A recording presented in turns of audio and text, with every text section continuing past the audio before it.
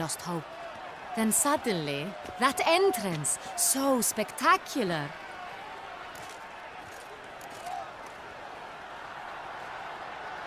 Your Grace, Shaelmars are dangerous creatures, even to knights in full-plate armor. Nonsense. In Toussaint, knights have battled beasts for mere glory since time immemorial. True. Guillaume suffered a few bumps, scars, and bruises, but in return gained eternal glory as he who slew the monster. What about the crowd? Say the Shaelmar had vaulted into the stands. Would have been a massacre. Geralt, though we value your fortuitous intervention in the arena, we would remind you your services have been retained, and as shall soon become clear, you will be generously compensated for completing another task altogether. Your Grace, my contract. I'd like to discuss it. Naturally, but not here. We shall need Damien. He led the investigation pending your arrival. But wherever could he be? Come, we must find him.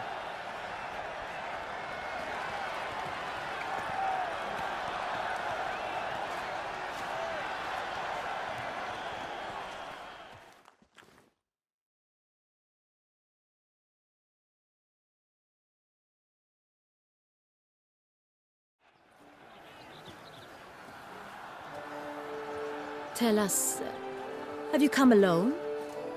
Or did Viscount Julian accompany you?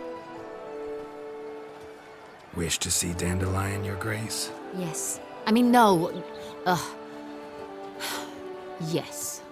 But solely to tell him we regret. Yes, deeply regret rescinding the death sentence we so justly handed down upon him. If we could turn back time, we would make certain he sat in a tower till he rotted. No, we would ensure he was broken on the wheel, then drawn, hanged, and quartered.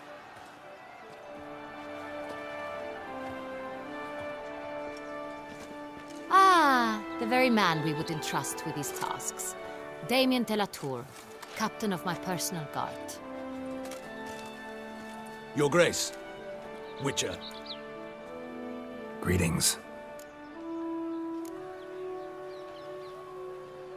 Sorry to have to tell you, but the guardsman handling the last victim's body... I know already. The creature in the cellar of Corvo Bianco. Was it the beast? No. A Bruxa, a kind of vampire. Not the beast, but tied to it in some way. You know this how? Through careful analysis of the evidence, both on the riverbank and at Corvo Bianco. Do you mean to insinuate the investigation thus far has been sloppy? Geralt insinuates nothing of the sort. We must listen to him attentively. I examined the body of the beast's last victim. Might have found something. Need to analyze it. A quiet place, that's what I could use most right now. And maybe the help of an alchemist or a mage. Also like to hear all you know about the previous victims. Take it Sir de la Tour is my man for that. Firstly, call me Damien, please. Secondly, you should know I spoke against summoning you here. I've heard much about you. You bring trouble, or thus far have, always. And we've enough trouble as it is. Yet we are capable of defeating the beast on our own, without an outsider's help. I've no doubt about it. Damien, we settled the matter of the Witcher's employ some time past. Definitively. Since you have broached it nonetheless, let us discuss Geralt's pay. Are the legends true? Do Witchers usually demand that which you find at home, yet did not expect?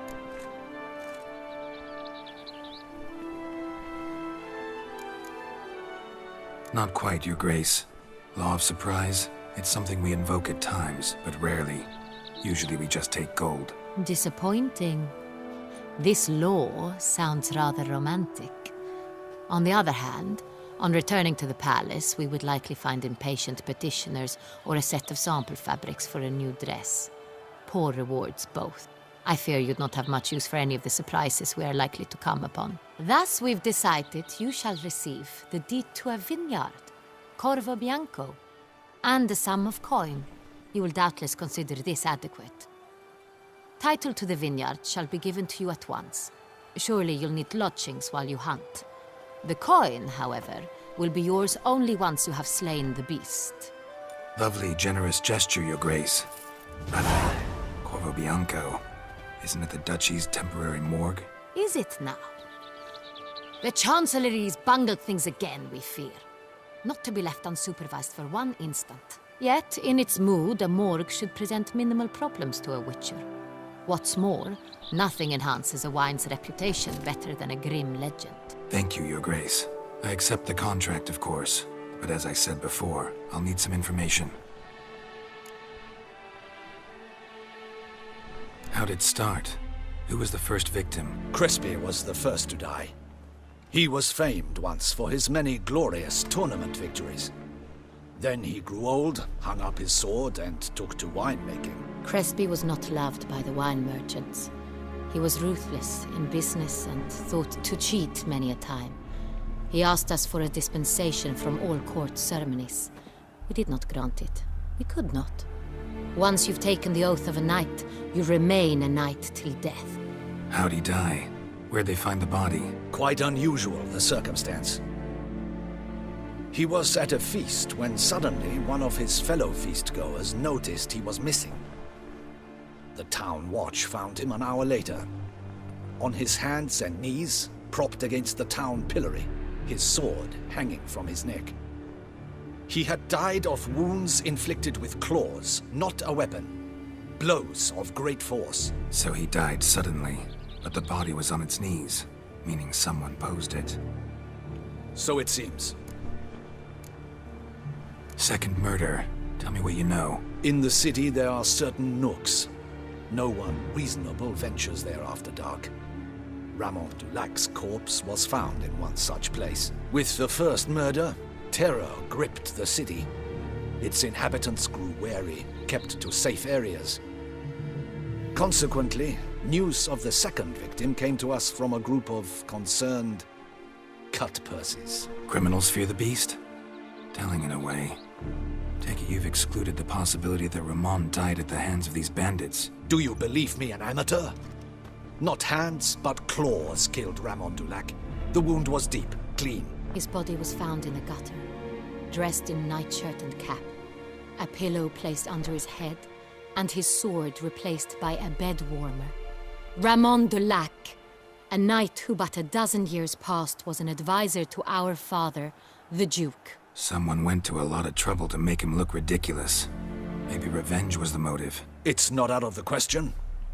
Dulac had shady dealings with the criminal underworld, but no one ever came forth with concrete proof of any misdoings.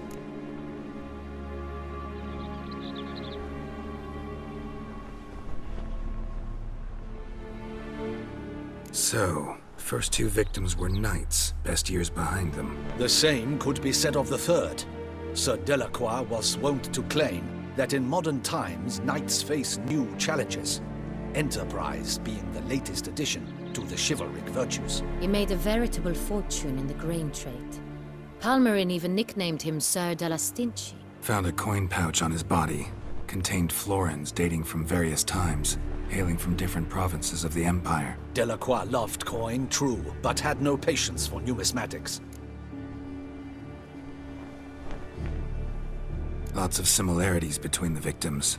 All the bodies were found in strange places under extraordinary circumstances. Seems the murderer, whoever or whatever it is, has some meaning to convey. These were honorable men. We are horrified by the disdain, the disrespect with which they were treated. These were knights of Toussaint. Blast it. Might be the point. From what you say, none was a model of virtue. Ever considered that's what the beast's trying to draw attention to? All the murdered men were knights who swore fealty to the 5 chivalric virtues. And even if the... Knights of Toussaint swear fealty to what virtues exactly? Honor, wisdom, generosity, valor, and compassion. 5 virtues. Why are they so important to your knights? Strange question. Your Grace, forgive me. I'm a foreigner trying to understand another land's customs. You are forgiven. According to legend, the virtues we cultivate were bestowed upon us by the Lady of the Lake. How we truly came to espouse them, none remember. In Toussaint, we believe men of low birth should be simple-hearted and obedient. We expect much more, however, of our knights. They are to be soldiers and courtiers, lords and servants.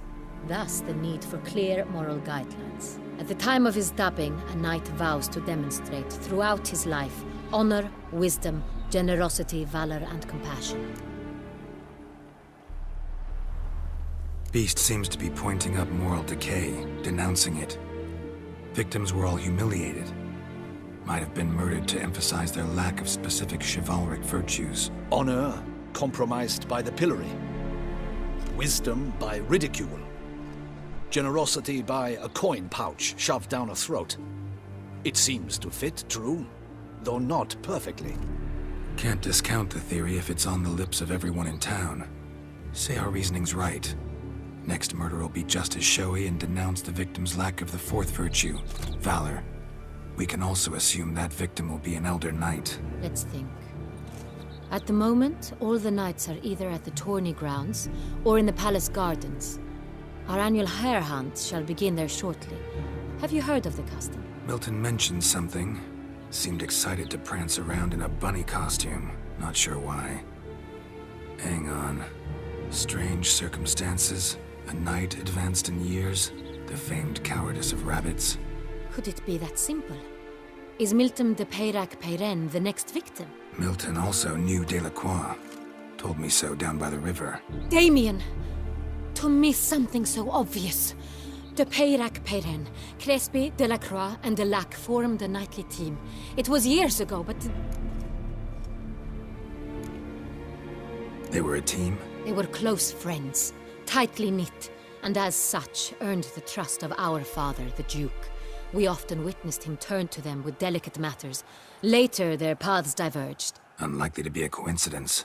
Beast must know it too. It's a lead, I'm sure. Your Grace, we need to find Milton, immediately. Rather problematic. You see, the garden entertainments are due to start, and he's disguised as the hare, hiding somewhere, waiting for some tipsy courtiers to find him. The hare's hiding place is a carefully guarded secret. We must call off the game, at once. First and foremost, we must remain calm. Damien, order the garden searched immediately, but discreetly. By no means can we disrupt the festivities. Panic will only incite the beast to strike sooner. And you, Witcher, follow me. My gardens, my night, I shall take the fall. A murder is out of the question. I will not allow it. Not near my palace. Horses? Ready our horses!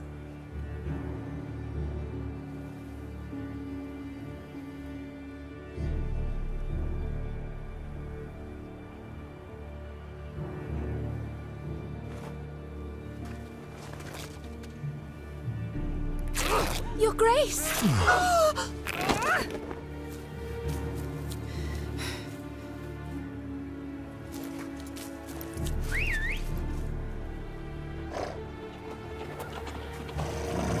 What the hell? Why, I said... Your Highness, Mind it doesn't get wrinkled. Onward!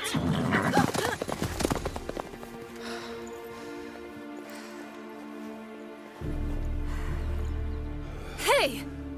That is silk! Be careful! Give it to me!